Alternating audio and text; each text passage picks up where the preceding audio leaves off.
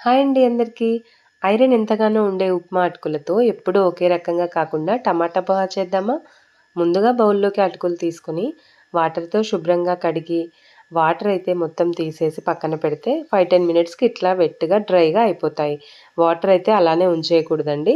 ఇంకా ప్యూరీ కోసం 4, 5 టమాటోస్, 2 పచ్చిమిర్చి ముక్కలు, 2 అల్లం ముక్కలు మిక్సీ జార్‌లో వేసి ప్యూరీ రెడీ చేసుకోవాలి.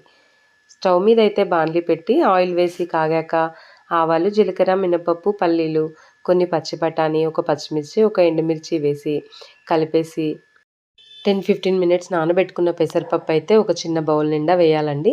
అది కూడా మగ్గాక ఇందాక మనం రెడీ చేసుకున్న టమాటా ప్యూరీ కూడా వేసి దగ్గర పడ్డాక కొంచెం పసుపు, సరిపడా అంత ఉప్పు, కొంచెం కారం వేసి కొంచెం కొత్తిమీర కూడా వేసి కలిపి అది కూడా కొంచెం దగ్గర పడ్డాక ఇందాక మనం తడి చేసుకున్న అటుకులని కూడా వేసి చక్కగా కలుపుకోవాలి.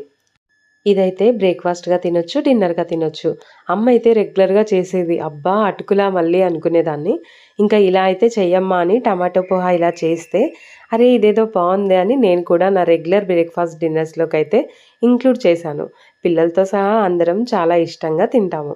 ఇంకా దీన్ని ఇలా 5, 6 నిమిషాలు కలిపిన తర్వాత ప్లేట్‌లోకి సర్వ్ చేసుకొని పైనుండి ఆలు భుజియా సేవ్‌తో వేసుకుంటే ఆహా!